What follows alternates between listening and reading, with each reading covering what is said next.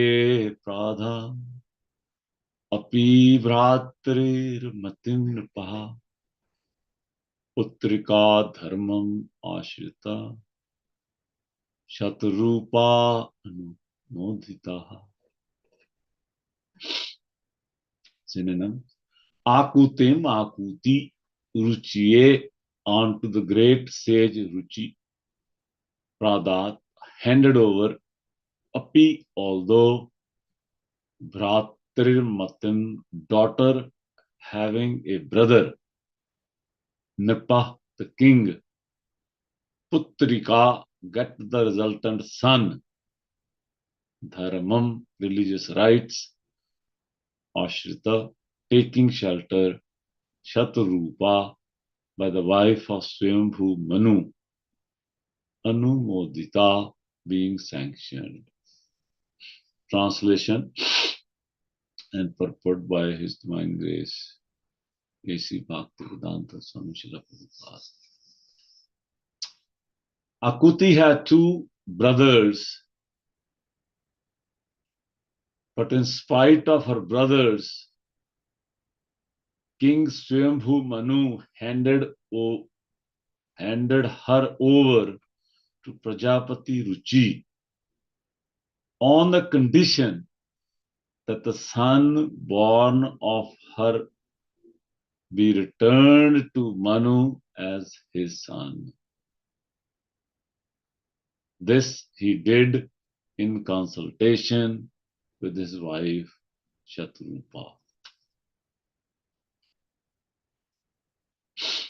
So the word used here is Anumodita, being sanctioned by who? Shatarupa, by the wife of Swayambhu Manu.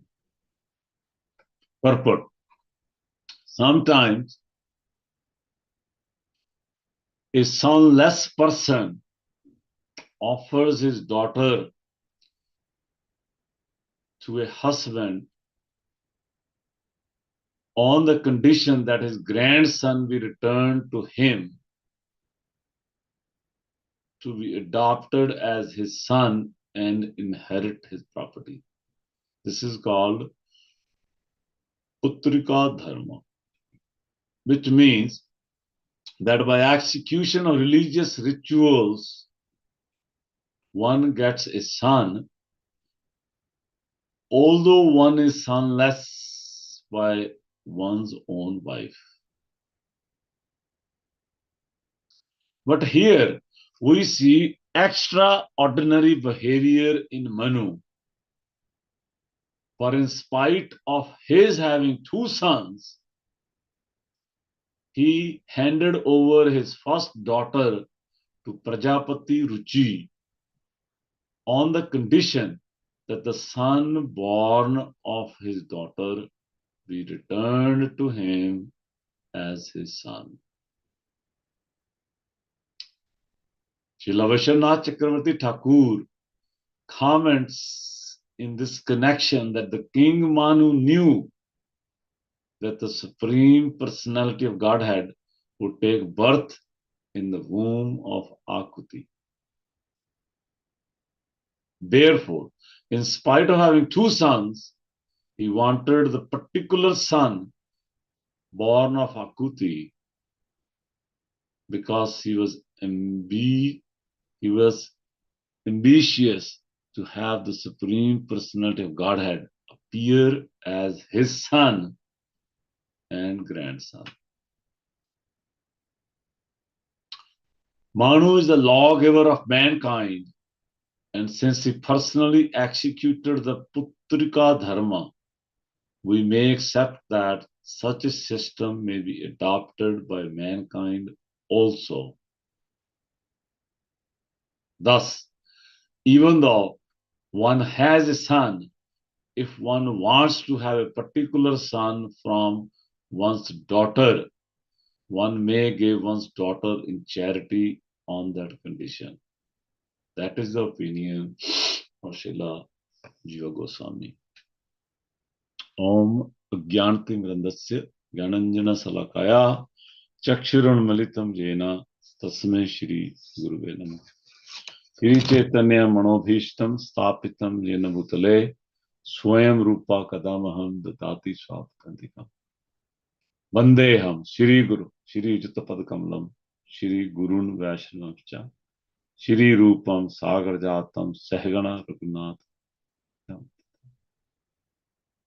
Sadhuvetam Savdutam Parijana Sangitam Shri Krishna Chaitanya Dev Shri Radha Krishna Padan Sahagana Lalita Shri Vishakamatam He Krishna Karuna Sindhu Deen Bandhu Jagatpate Gopesha Gopika Kant Radha Kant Namaste Tapta Kanchan Gaurangi Radhe Vrindavneshwari Vrishabhanu Sute Devi Pranamami Pri Pri Vanchkalpa Taruvyaksha Kripa Sindhu Vevacha Patitanam Pavanidhyo Vaishnave Jai Shri Krishna Chaitanya Prabhu Nityananda Shri Advaita Gadadhar Shri Vasa Adi Gauram Bhaktivinoda Hare Krishna, Krishna Krishna, Hare Hare, Hare Ram, Hare Ram. So we welcome all the devotees on this morning Bhagavatam discussion.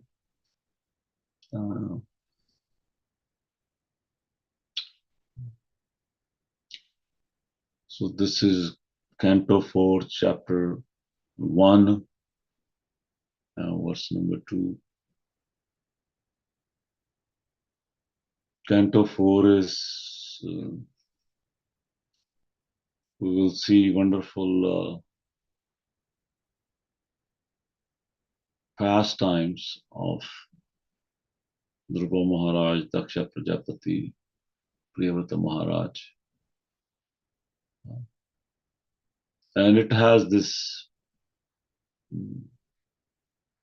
very unique beginning that it's going through the Brahma's secondary creation, especially the family lineage of Swayambhu Manu. Swayambhu Manu is our original forefather. Sometimes we hear, we come from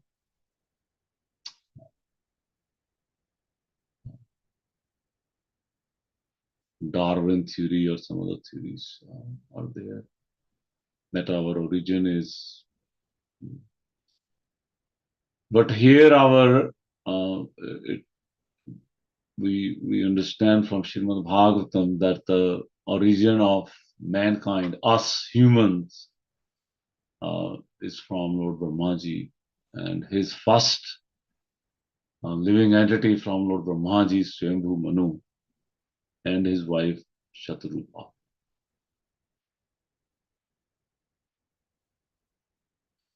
And Swayambhu Manu, Srila Prabhupada writes, we read this in purport here, that he is the lawgiver of mankind. In Manu Samhita is the law book given by Swayambhu Manu. So in this particular verse, we see King Swayambhu Manu is asking his daughter Akuti that we are marrying you to, giving you in charity to King Ruchi, but the son that will be born out of my daughter Akuti and Ruchi, that son will come back to me and become my son. Swayambhu Manu is requesting the couple, Akuti and Ruchi, that you please, when you have the son, you give back to me that son so I can have him as my grandson and son. Srila Prabhupada writes that because Swayambhu Manu has established that system, so it may also be adopted today if there is a need. And in coming verses, we will see why Swayambhu Manu has done it, and there is a hint given in this purport that Swayambhu Manu is mm,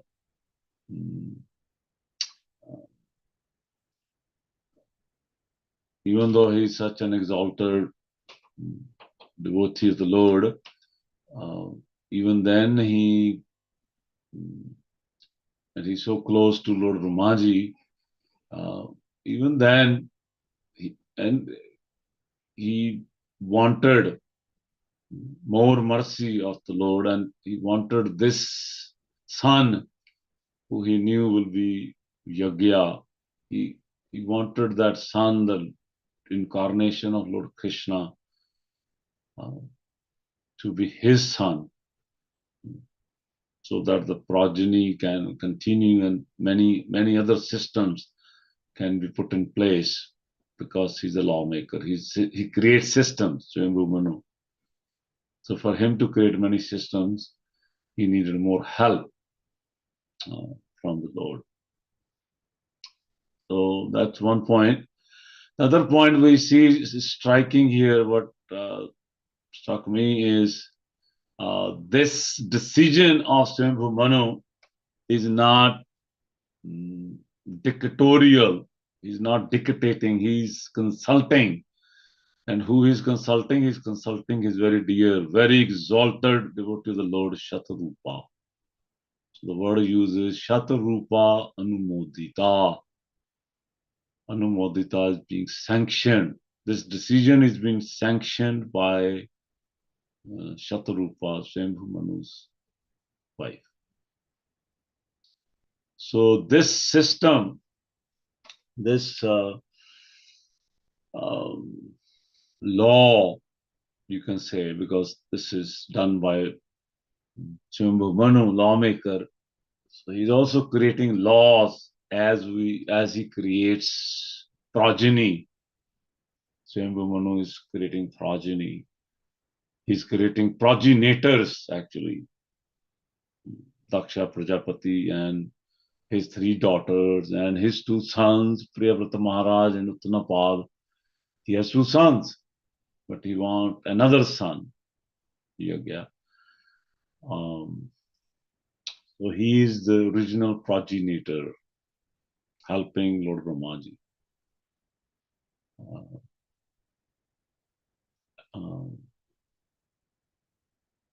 So he's powerful, but his power also has, Swayambhu Manu is powerful, very pure, but it's rooted um, in his relation with his wife Shatarupa. Because Shatarupa is equally qualified. She's also the first, um, um, we can say, female created being from Lord Brahmaji, first one. Just like Swayambhu Manu is the first man, male, Shatarupa is the first female. So she's also very empowered. So Swayambhu Manu is in consultation with Shatarupa.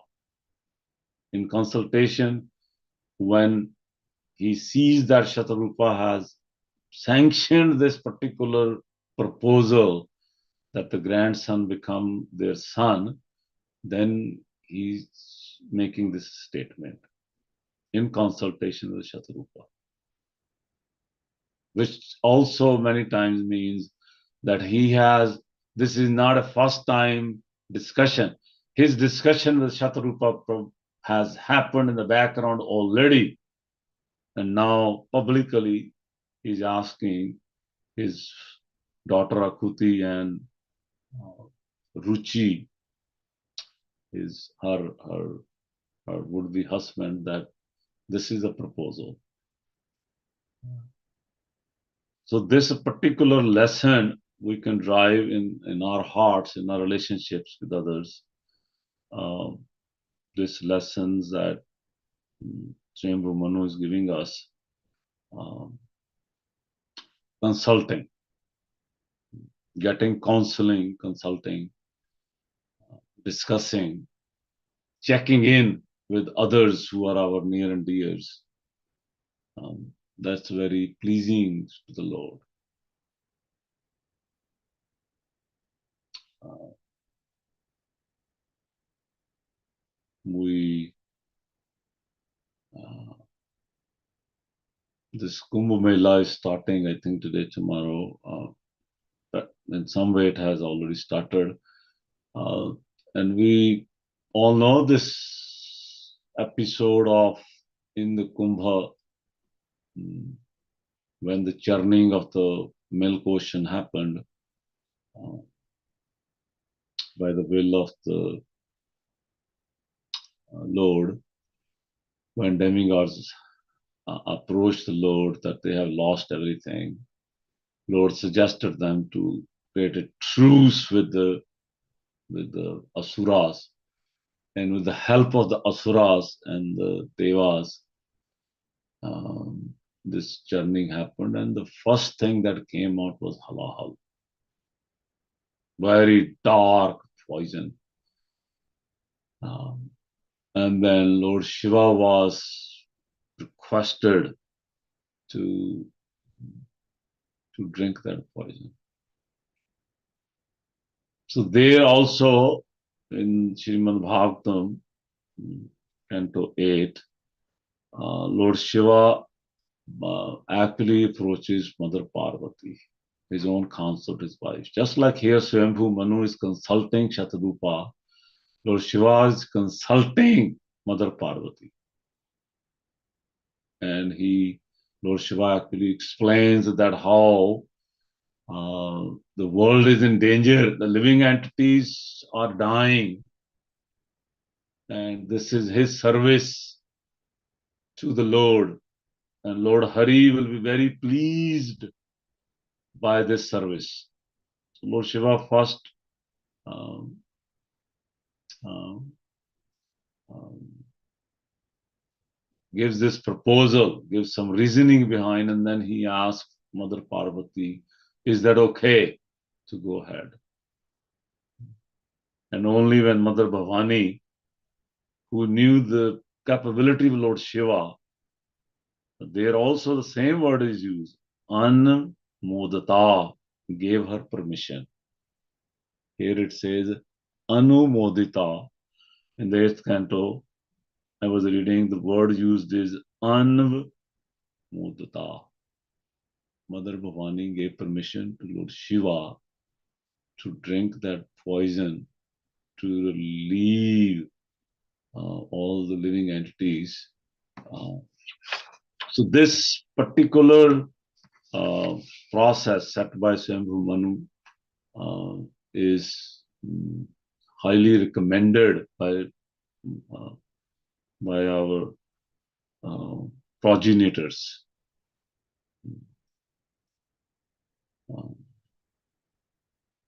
We and one example we see where many, but at least one example we see where it's not being followed in the life of Ravana. Ravana did not consult, did not hear his very dear, very devoted wife, Mandodari.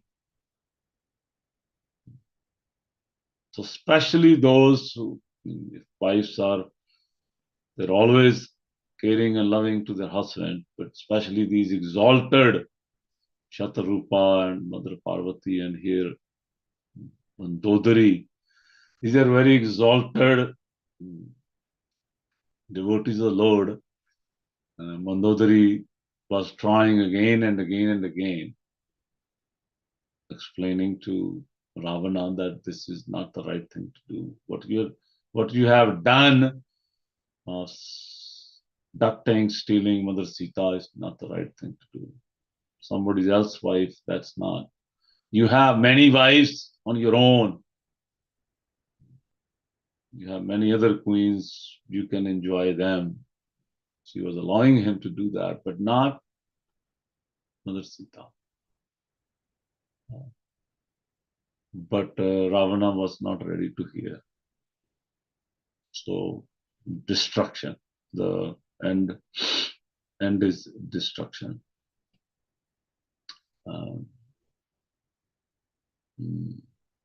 It's explained when Dashrath Maharaj was ready to appoint Lord Ram as the next crown prince of Ayodhya. Dashrath Maharaj makes this statement in the assembly, but before he makes a statement, he invites all the leaders. And Sri Valmiki Muniji writes that not only he invites all the leaders, he invites the people from the village, the rural areas. And after making his proposal that Lord Ram can be the next king, then he asked everybody. He said, this is my proposal, but this is not the proposal. And he asked all the village walas, the poor people, he said, please, you also share your hearts. I want to hear every one of you to, if you have a different proposal, I'm ready to hear that also. So we see Dashratha Maharaj following on the footsteps of Swayambhu Manu, on the footsteps of Lord Shiva. And Lord Krishna, one example was, I was remembering in the Dwarka assembly, Lord Krishna was consulting Uddhava. Uddhava is a great devotee of the Lord, but he's a counsel. He's a lawyer for the Lord. Many instances, but here one coming to mind is when Lord Krishna is discussing how when we will be going and invade this Jarasandha. That discussion is very, very active discussion is going on in the assembly, and the Srila Narad Muni walks into the assembly, Sudharma assembly in Dwarka, and Srila Narad Muni requests Lord Krishna that you have an invitation from Yudhishthira Maharaj to go to Hastinapur for Rajsuya Yagya. So please do so. So Lord Krishna immediately, because the discussion is going on to go and deal with the Jarasandha, but here is a second invitation to go to Hastinapur. So there is a bit confusion. So Lord Krishna, it's very beautiful. I will read the lines. Lord Krishna says to Uddhava, Lord Krishna says, you are indeed our best eye and close friend, for you know perfectly the relative value of various kinds of counsel. Therefore, please tell us what should be done in this situation. We trust your judgment and shall do as you say. This is Lord Krishna saying to Uddhava. King is saying to his subordinate Uddhava that your judgment we trust and we shall do as you say. So this system of consulting, taking advice from the subordinates is very powerful. So here, even sometimes we see that king or husband or leaders, they might have position and expertise and experience, but still they take very active. They don't necessarily tell their subordinates, this is what we're going to do, but they also ask, what do you think and what's the right thing to do? So here, Swambhu Manu is creating that example uh, um, by talking to his wife Shatarupa, taking some counseling that is this the right thing to do? So this discussion will continue in next many verses. We will stop here. If anybody would like to make a comment, we have 2 minutes.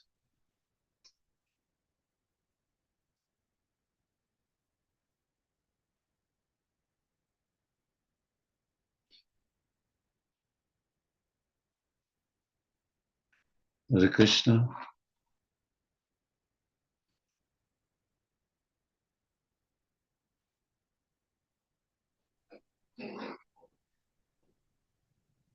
Hari bol. Hari Hari. Jai. Nobody has any comments? We can end here if nobody has any comment. All right. Thank you very much. Thank you very much, Sadhu. Prabhupada ki jai. Srila Prabhupada ki jai. We'd like to wish everybody a safe and Krishna conscious day and week ahead. Nice days of Sankranti today and tomorrow.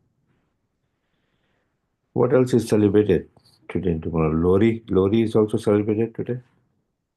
Yeah, and I think Pushyabhishek also Tithi. Yeah, today is Krishna Pushyabhishek, yes. Yeah, Krishna Pushyabhishek. It's Purnima, Ah, Krishna Pushyabhishek. Full moon day, yes. Good, good, good, good. And we like to offer our prayers to the Supreme Lord by chanting Hare Krishna, Krishna Krishna, Hare Hare. okay. Hare Rama, Rama Rama, Hare Hare. Hare Krishna, Krishna. Krishna Krishna, Hare Hare. Hare Rama, Rama, Rama Rama, Hare Hare. Hare Krishna, Krishna Krishna, Hare Hare. Hare Rama, Rama Rama, Hare Hare. Jai Nrsingo, Jai Nrsingo, Jai Jai Nrsingo, Praladesha Jaya Padma Mukha Padma Vrindam. Ugra Veera Mahavishnu Jalantam Sarvatomukham Nrsiнгam Vishanam Bandram. Nitya Mitrim Nami Ham Nrsinga Bhagwan Ki Jai, Prahlad Maharaj Ki Jai. Let's offer our humble obeisances to all the Samal Vaishnavas. Vancha Kalpatarubhaischa Kripa Sindhu Bhayavacha. Patitanam Pavane Bhayo Vaishnavebhyo Namo Namaha. Vaishnavinda Ki Jai. Jai. Granthar Srimad Bhagavatam Ki Jai. Srila Prabhupada Ki Jai. Jai. Gaur Premanande. Hari Hari Bol. Thank you so much, Devji. Hari. Thank you, Hari Bol. Thank you, Prabhuji. Hare Krishna. Hare Krishna.